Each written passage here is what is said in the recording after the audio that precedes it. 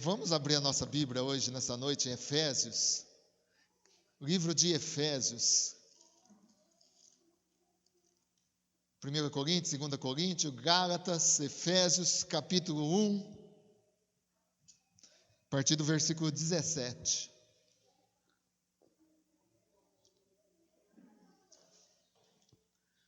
Como olhamos para Deus?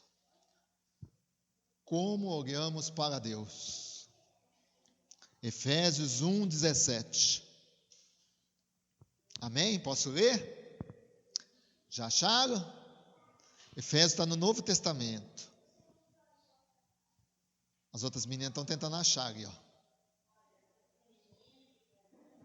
Efésios 1, 17.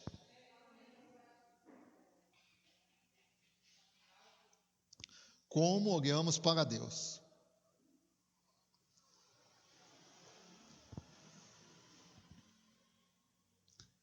Vou ler a partir do 17.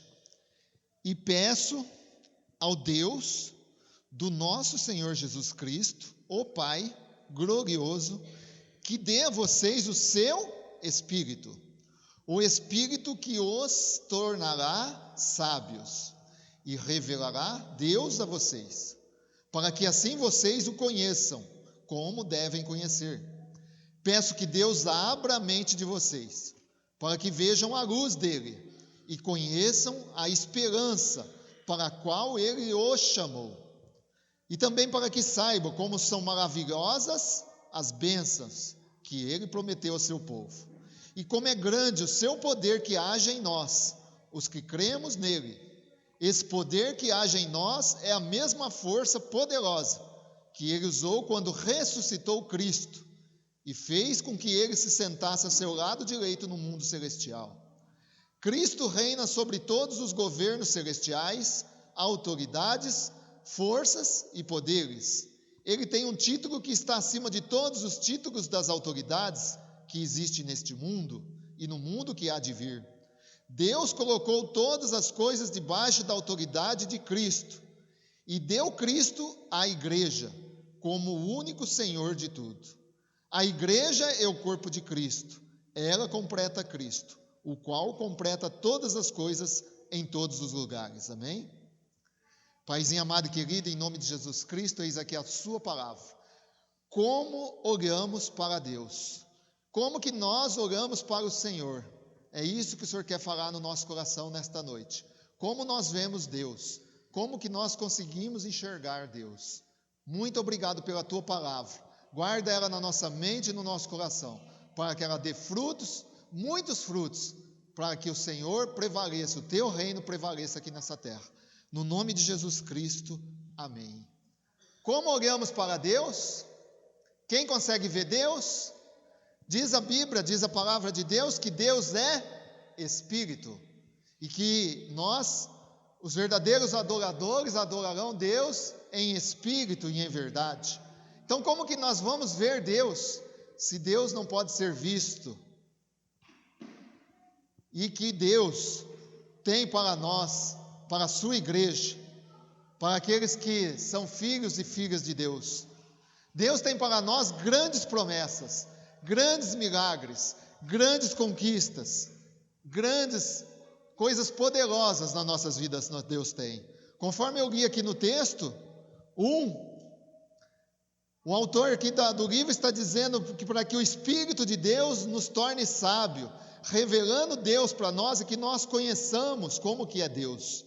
Peço que Deus abra a mente nossa, para que nós possamos ver a luz, a esperança que há em Deus, para que nós possamos ver suas bênçãos que Ele prometeu para nós, que nós possamos ver Deus, como é grande o seu poder que age em nós, quando nós acreditamos nele.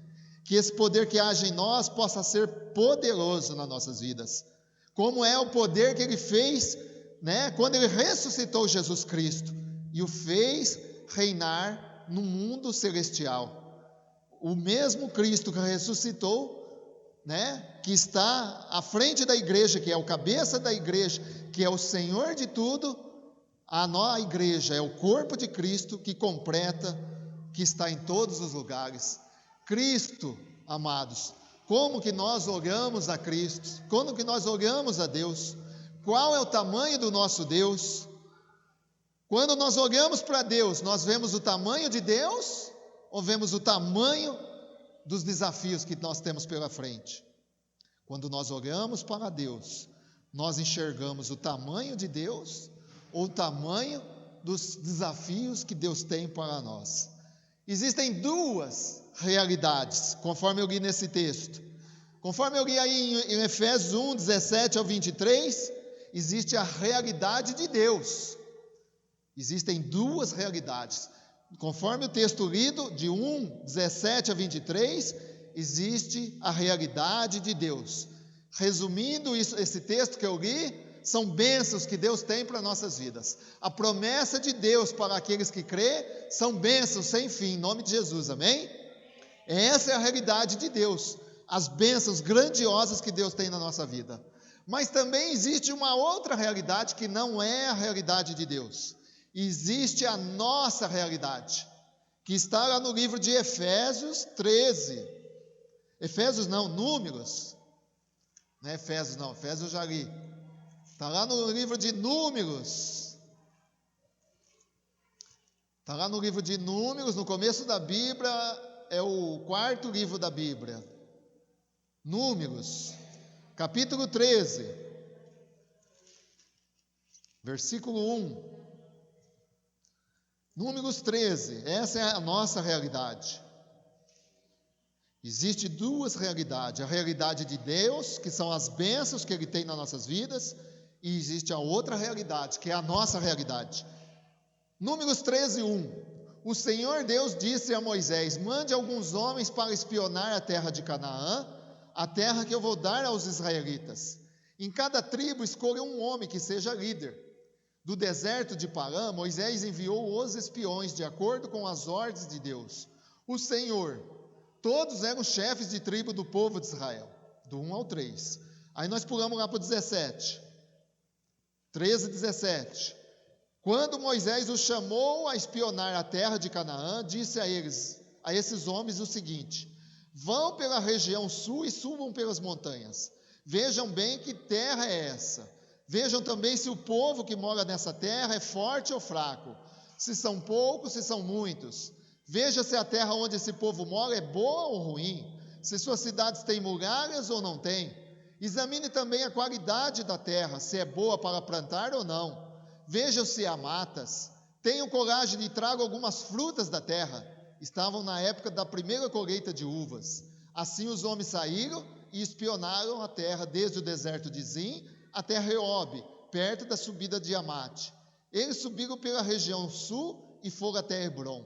Ali viviam Aimã, Sesai e Talmai, descendentes de uma raça de gigantes chamados Anaquins. Depois chegaram ao vale de Escol e ali cortaram um galho de uma parreira com um cacho de uvas, que 2 homens carregaram pendurados numa vara. Eles pegaram também romãs e figos. Chamaram aquele lugar de vale de Escol porque, por causa do cacho de uvas que eles haviam cortado ali. Depois de espionar a terra 40 dias, eles voltaram a Cádiz, no deserto de Parã, onde estavam Moisés, Arão e todo o povo de Israel. E contaram a eles e a todo o povo que tinham visto, e mostraram as frutas que haviam trazido da terra. Eles disseram a Moisés: não fomos até a terra onde você nos enviou. Está ao contrário. Nós fomos até a terra onde você nos enviou. De fato, ela é boa e rica, como se pode ver por estas frutas. Mas os que moram lá são fortes, e as cidades são muito grandes, e têm muralhas. Além disso, vimos ali os descendentes dos gigantes. Os amalequitas moram na região sul da terra. Os heteus, jebuseus, os amorreus moram nas montanhas. Os cananeus vivem perto do mar Mediterrâneo e na beira do rio Jordão. Aí o povo começou a reclamar contra Moisés. Mas Calebe os fez calar e disse: vamos acabar agora e conquistar a terra deles. Nós somos fortes e vamos conseguir isso. Porém, os outros que tinham ido com ele disseram: não podemos atacar aquela gente, pois é mais forte do que nós. Assim espalharam notícias falsas entre os israelitas a respeito da terra que haviam espionado. E eles disseram: aquela terra não produz o suficiente nem para alimentar os seus moradores. E os homens que vimos lá são muitos altos. Também vimos gigantes, os descendentes de Anak. Perto deles nós nos sentimos tão pequenos como gafanhotos, e para eles também parecíamos gafanhotos. Então, como eu disse, como nós olhamos para Deus, nós enxergamos o tamanho de Deus ou o tamanho das nossas dificuldades, ou o tamanho dos nossos desafios? Existem duas realidades. A realidade de Deus, que é bênçãos, que é promessas, que é a riqueza, que é um mundo de fartura para aqueles que são seguidores, discípulos de Jesus. Essa é a realidade de Deus. Mas também existe uma outra realidade, a nossa. Veja, vimos aí nesse texto de Números 13, que Deus falou para Moisés: escolha líderes, homens, para que vá espionar a terra que eu vou dar para vocês. É a terra de Canaã, uma terra boa, que manda leite e mel, uma terra boa, que vai ser próspera. Essa é a promessa minha para vocês. Eu vou dar a melhor terra dessa terra para vocês. Era a promessa que Deus tinha feito para o povo de Israel. Mas aí depois no 17 nós vemos Moisés falando para os líderes: vão lá, olhem a terra, vejam que tipo de gente que mora lá, vejam o tipo de terra que é, vejam o tipo de frutas, vê se realmente ela corresponde com as promessas que Deus deu para nós. E esses 12 homens, esses 12 líderes foram lá naquela terra, e quando voltaram de lá, voltaram com um relatório negativo, começaram a reclamar, começaram a dizer que a comida que era produzida naquela terra não era suficiente nem para os moradores daquela terra, quanto mais para o povo de Israel. Começaram a espalhar notícias falsas, começaram a não acreditar nas promessas de Deus. Então essa é a nossa realidade. É assim nós reagimos. Deus fala que Ele tem o melhor para nós nessa terra. E como que nós reagimos? Acreditamos na promessa de Deus ou nós vemos a nossa realidade?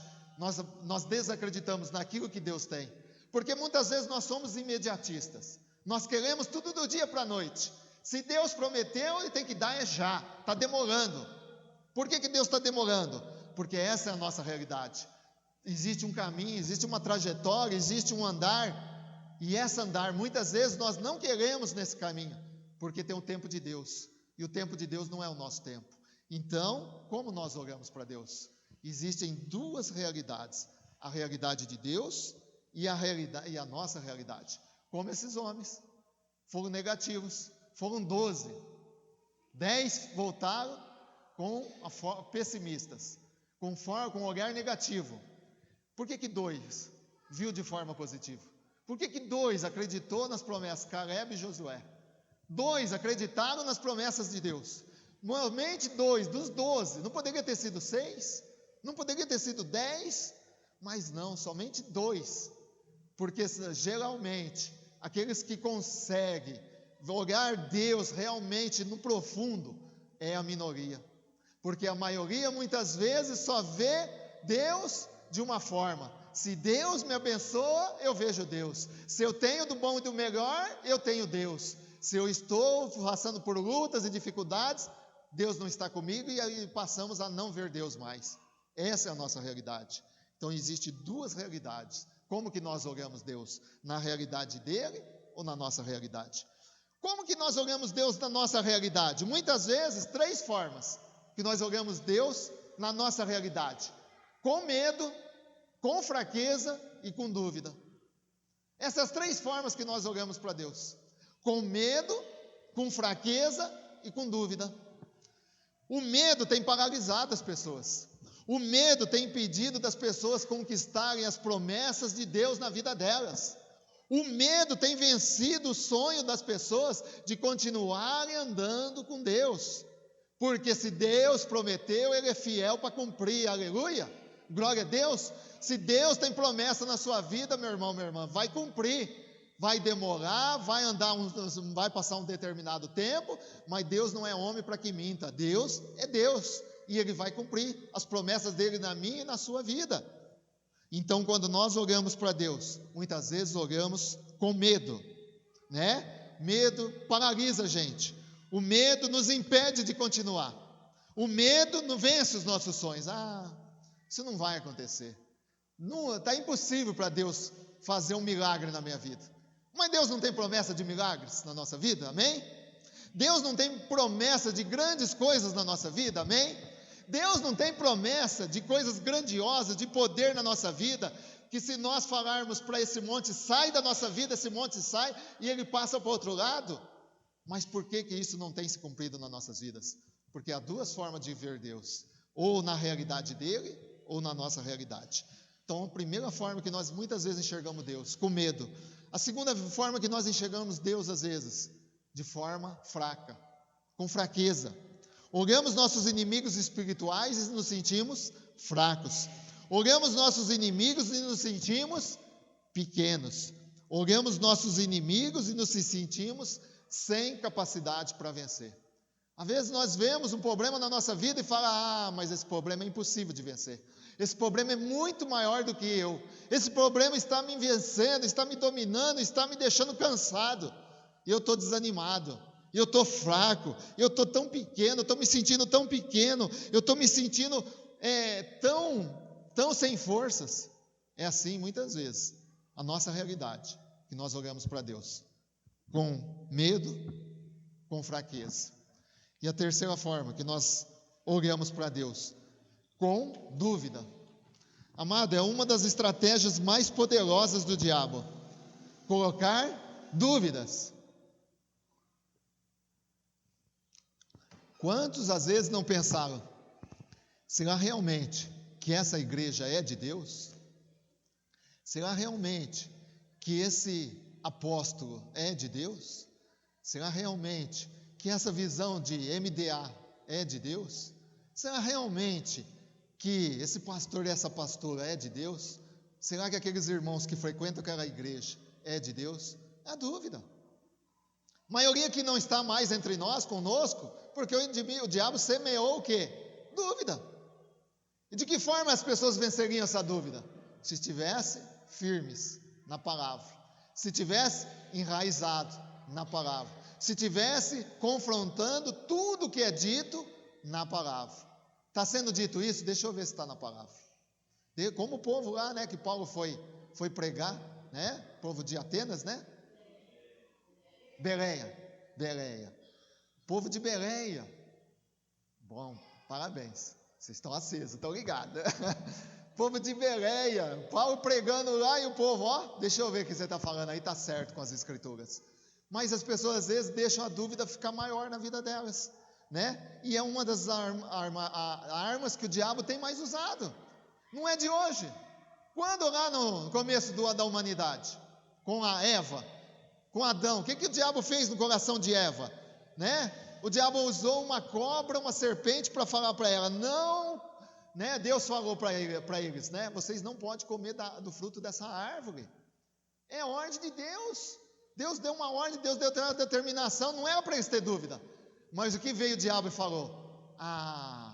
Será que é isso mesmo? Deus disse para vocês não comer? Por que Deus disse isso? Porque se a gente comer desse fruto, certamente morreremos. Olha, eu vou falar uma coisa para você. Eu já vi gente comer dessa, eu vi que esse fruto aí, gente, não que só tinha os dois, né? E a cobra.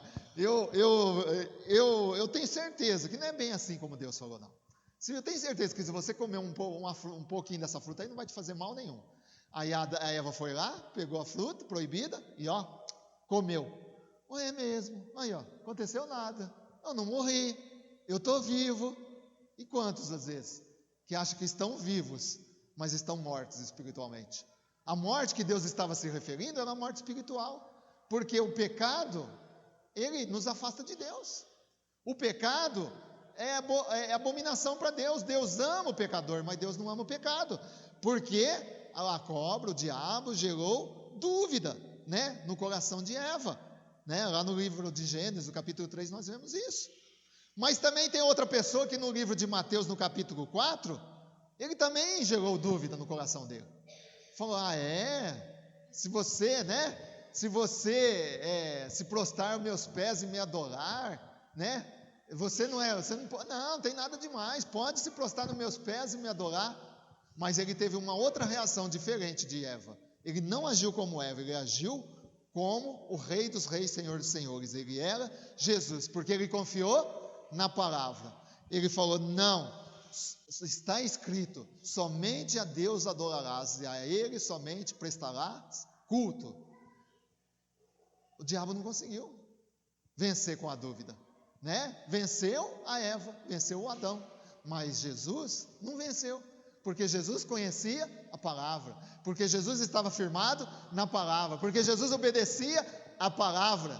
Então, se as pessoas obedecessem à palavra, elas não desanimavam, elas não desviavam, elas não deixavam de fazer aquilo que Deus tem na vida delas. Porque não é o homem que vai trazer o poder na vida delas, não é o homem que vai realizar milagres, não é o homem que vai fazer coisas grandiosas na vida de uma pessoa. É Jesus. É somente Ele, porque Ele não divide a glória para ninguém. Não adianta ficar falando: olha, vem aqui, que eu vou orar para vocês e tudo na vida de vocês vai ser resolvido. Não adianta, eu posso declarar, mas se vai acontecer, é só Jesus que sabe, é só Ele que pode fazer isso. Não é a gente, homem nem mulher pode fazer isso. Então o diabo tem gerado dúvidas. Como nós oramos para Deus?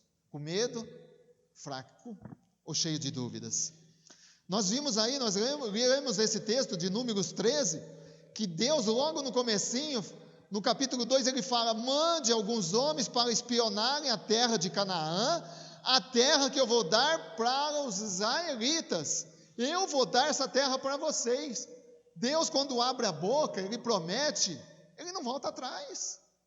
Ele prometeu para Moisés, que era para eles olharem a terra, espionarem, que Ele ia dar aquela terra para eles. Deus fez uma promessa, mas o que precisava por parte de Moisés e daqueles 12 líderes? Precisavam tomar posse da palavra que Deus tinha lançado na vida deles. Muitas vezes falta isso para nós.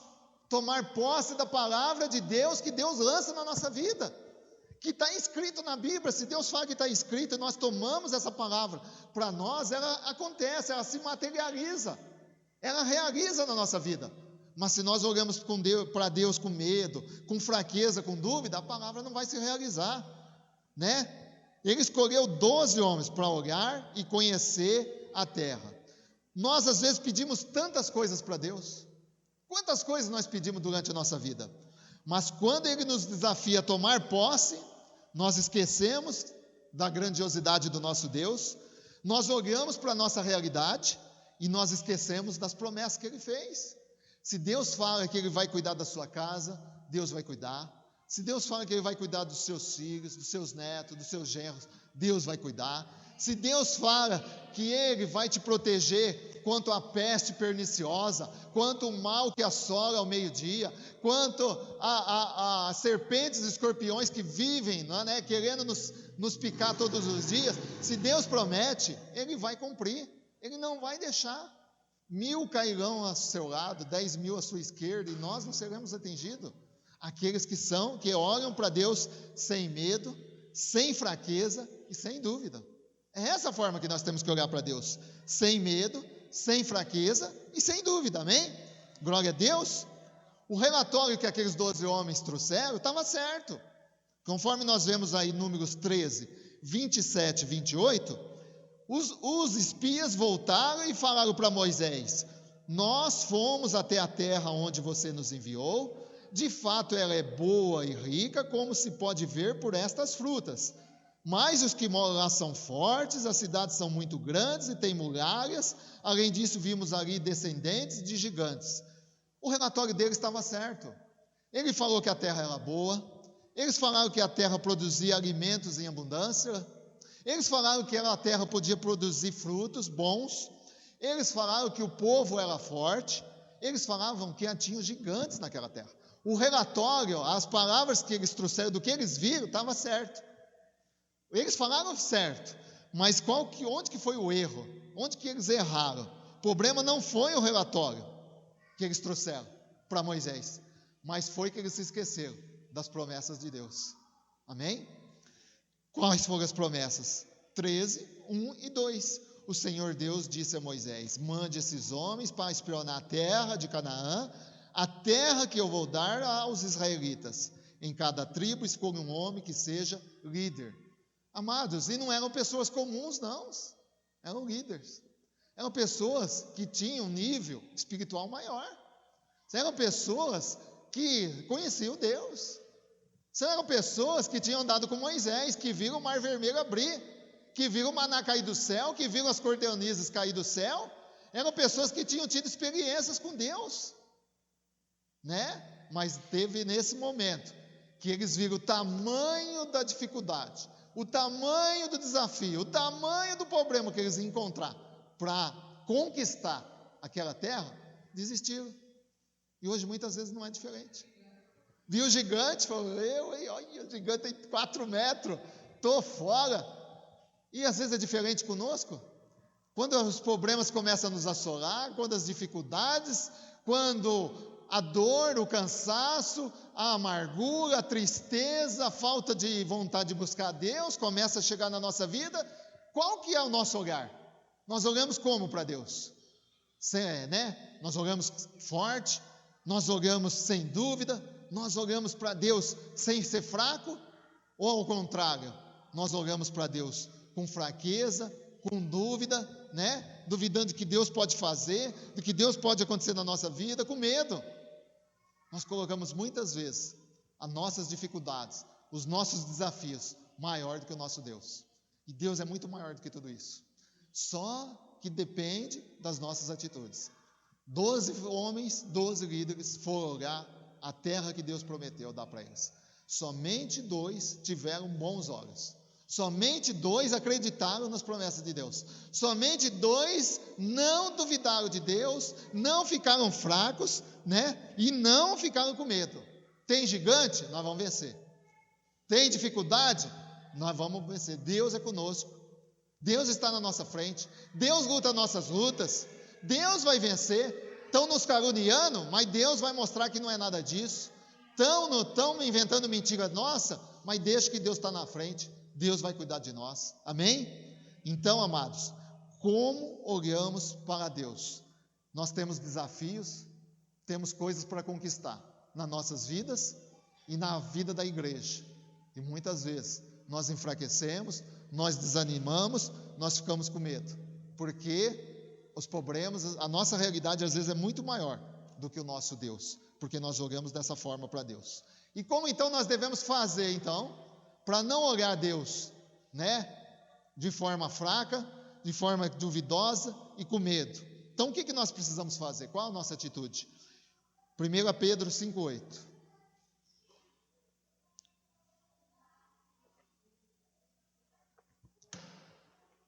1 Pedro 5,8. Estejam alertas e fiquem vigiando, porque o inimigo de vocês, o diabo, anda por aí como um leão que ruge, procurando alguém para devorar. Ontem nós fomos no bosque, como eu vi mostrar para o meu neto os bichos, e tinha um leão rugindo. Rugindo. Sabe como que é esse rugindo? Uau! O leão faz assim, ó. Uau! Eu fiz isso para o meu neto ficou assim, ó, com medo, né? Só do rugir do leão. Imagina se o leão sai da jaula e vem para cima de nós, ó. Perna para quem te quer. O leão está rugindo. O leão não dorme. O diabo não dorme, ele não brinca. O diabo está todo dia querendo nos tragar, nos destruir, vencer a nós. E como que nós vencemos? Ficando alertas, vigiando. Ó, isso aqui não é de Deus não, isso aqui é o diabo que está por trás. Porque muitas coisas boas vêm na nossa vida, não é? Deus está me abençoando, tá? Não, às vezes é o diabo, é o leão, ó. Né? O leão, né? Vem que nem gatinho, né? Miau, miau, miau. Depois ele aparece. Toma cuidado. Primeira forma de a gente não sucumbir e olhar Deus de outra forma. Vigiar e ficar alerta. Segunda coisa que nós temos que fazer. 2 Timóteo 1,7. 2 Timóteo 1:7.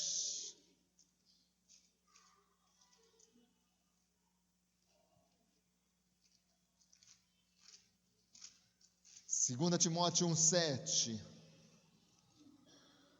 Pois o Espírito que Deus nos deu não nos torna medrosos.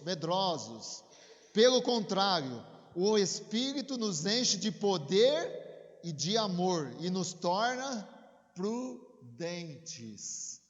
O Espírito de Deus não nos deixa ficar com medo.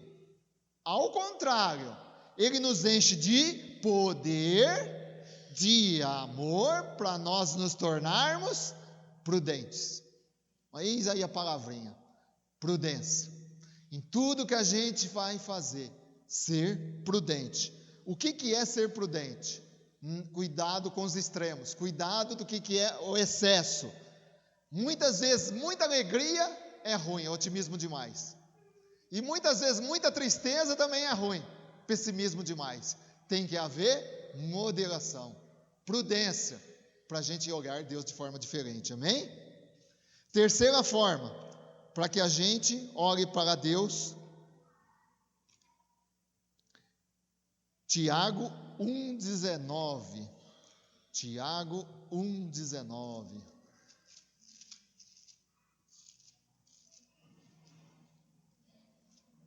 Tiago 1,19.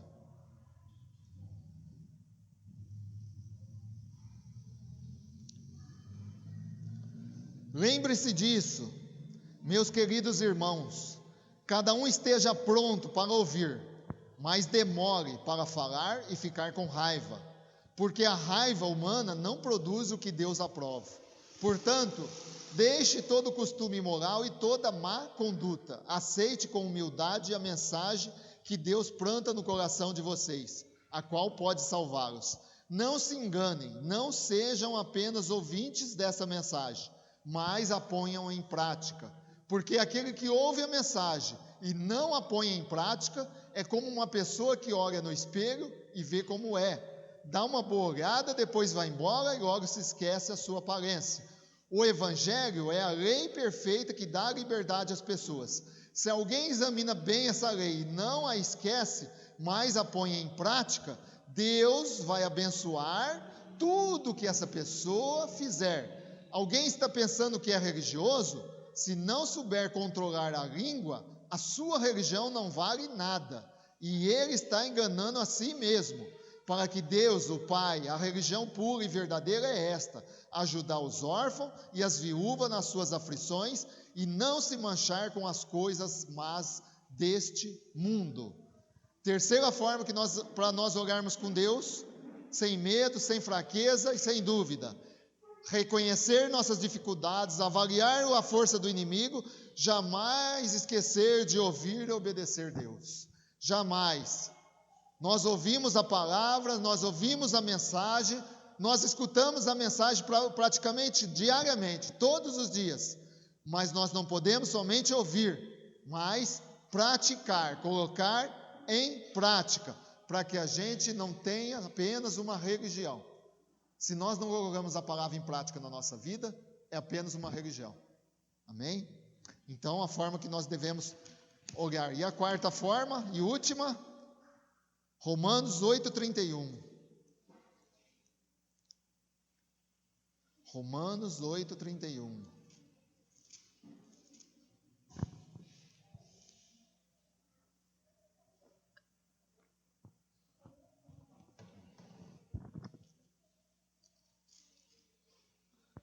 Romanos 8,31. Diante de tudo isso, o que mais podemos dizer? Se Deus está ao nosso lado, quem poderá nos vencer? Ninguém. Porque Ele nem mesmo deixou de entregar o seu próprio Filho, mas ofereceu por todos nós. Se Ele nos deu o seu Filho, será que não nos dará também todas as coisas? Quem acusará aqueles que Deus escolheu? Ninguém. Porque o próprio Deus declara que eles não são culpados. Será que alguém poderá condená-los? Ninguém. Pois foi Cristo Jesus quem morreu, ou melhor, quem foi ressuscitado e está à direita de Deus. E Ele pede a Deus em favor de nós. Então, quem pode nos separar do amor de Cristo?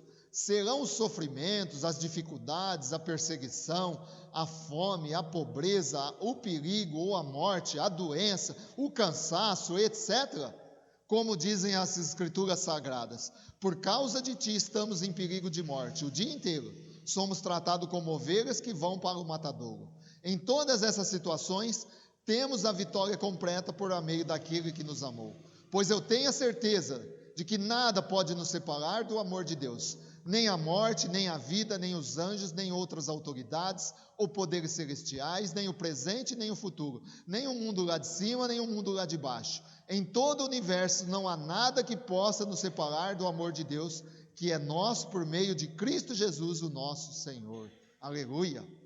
O amor de Deus, confiar em Deus. Confiar em Deus. De que forma que nós vamos olhar para o nosso Deus cheio, de falta de medo, falta não sendo fraco, não sermos cheios de dúvidas? Nós temos que olhar para Deus vigiando a nossa vida, vendo que o inimigo quer nos destruir. Cuidado com os excessos, de não sermos muito otimistas ou pessimistas. Reconhecer as dificuldades, reconhecer que o inimigo tem força, reconhecer que nós devemos ouvir e obedecer a palavra de Deus.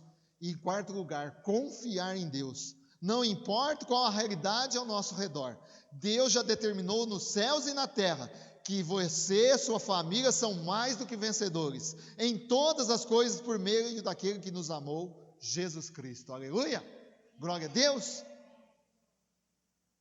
O desafio da igreja nos dias de hoje, chegará um dia que o amor, não é o amor do mundo, não. O amor do mundo já se esfriou faz tempo, mas chegará um dia que o amor dentro da igreja se esfriaria. Mas Deus hoje nos desafia a olharmos para essas pessoas que deixou o amor esfriar, para essas pessoas que olharam para Deus com medo, que olharam para Deus de forma fraca, que olharam para Deus cheio de dúvidas, que deixaram o inimigo colocar dúvida no coração delas. Deus nos desafia, a igreja, os que ainda estão fiéis ao Senhor, que estão ainda lutando, buscando ser fiéis a Deus, mesmo no meio de uma época de tanta falta de amor, de tanto esfriamento espiritual. Deus ainda desafia a igreja. Busque, chame, vá atrás daqueles ainda que deixaram isso acontecer na vida delas, porque elas não entenderam o propósito de Deus. Deus tem um plano na vida delas. Deus não desistiu delas. Deus não abandonou elas. Elas que no meio da trajetória, no meio da jornada, preferem olhar para Deus, com medo, com fraqueza, com dúvida. Quando nós deixamos isso acontecer no nosso coração, realmente, nós nos afastamos de Deus e realmente, nós olhamos para Deus desse tamanhozinho. E Deus é muito maior do que tudo isso, amém? Glória a Deus, aleluia.